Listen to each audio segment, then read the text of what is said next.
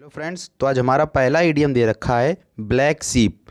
ये हमारे एग्ज़ाम में बहुत बार रिपीट हो चुका है, तो आपके एग्ज़ाम के लिए इंपॉर्टेंट है। जिसका मीन्स होता है एन अनवर्दी पर्सन।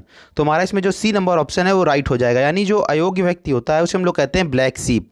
तो अगर हम लोग इस इडियम की ओरिजिन की बात करें तो चलिए इसको एक पिक्चर के थ्रू समझते हैं। इस इडियम का ओरिजिन भेड़ों से रिलेटेड है।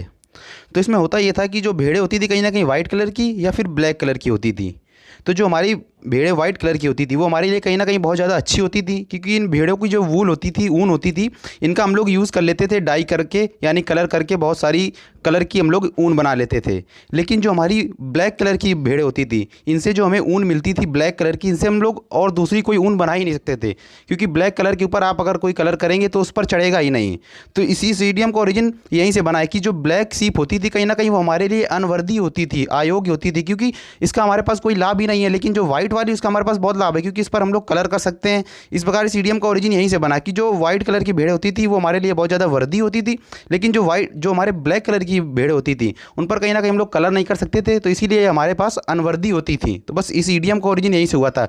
ब्लैक सीप यानी जो अनवर्दी पर्सन होता है इसे हम लोग कहते हैं ब्लैक सीप। तो इस इडियम का ओरिजिन यहीं से बना है। तो आई होप आपको समझ में। नेक्स्ट इडियम देखते हैं। और हाँ दोस्तों, अगर वीडियो पसंद आ रहा हो तो लाइक जरूर करना और चैनल को सब्सक्राइब भी करना। हम आपके लिए रोज़ ऐसी ही सीरीज़ लाते रहेंगे जिसमें हम लोग रोज़ जो हमारे इडियम उनको ओरिजिन से देखेंगे। चलिए हम लोग इडियम दे रखा है टू बरी द हैचेट, जिसका मीन्स होता है in the quarrel and become friendly, यानी शत्रुता को मिटा देना और दोस्त बन जाना। यानी हम कह सकते हैं हम लोग अगर लड़ाई हो रही तो उसे हम लोग ख़त्म कर देना और कहीं ना कहीं दोस्त बन जाना, उसे हम लोग कहते हैं टू बरी द हैचेट। तो अगर हम लोग पहले बरी द हैचेट की अगर इसकी मीनिंग की बात कर लेते हैं, देखिए अगर बरी की बात करें तो बरी मीन्स होता है दफनाना।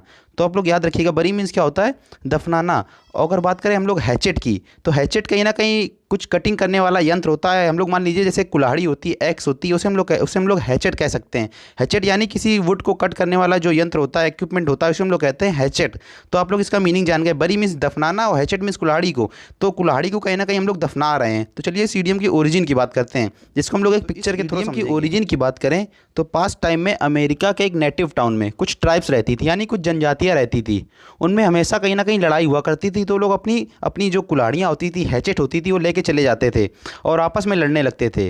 तो वहाँ पर हमेशा शांति कभी वहाँ पर रहती ही नहीं थी। तो वहाँ पर कुछ लोगों ने एक बार डिसाइड किया कि वो लोग जो हैं वो अब हमेशा अपने जो हैचेट है उनको कहीं ना कहीं दफना देंगे और आपस में शांति से रहेंगे। तो इस इडियम का ओरिजिन वहीं से हुआ। राइटर ने देखा कि जो लोग हैं वो क्या कर रहे हैं, जो अपनी उनकी हैचेट है यानी जो उनकी कुल्हाड़ियाँ हैं उनको वो लोग क्या कर रहे हैं, अपनी जो मिट्टी है उसमें कहीं ना कहीं उसमें दबा दे रहे हैं, दफना रहे हैं, बरी कर रहे हैं। तो बस इस इडियम का ओरिजिन राइटर ने यहीं से बना दिया, बरी द हैचेट यानी दफना देना और हैचेट यानी कुल्हाड़ी को। तो कुल्हाड़ी को क्यों दफना रहे थे, क्योंकि वो लोग चाहते थे कि ये लोग अपनी शत्रुता को मिटा दें और क्या बन जाए, दोस्त बन जाएं। तो बस इस इडियम का ओरिजिन यहीं से बना है। और आई होप आपको ये समझ में आ गया होगा। बरी द हैचेट यानी दफना देना, हैचेट यानी कुल्हाड़ी को।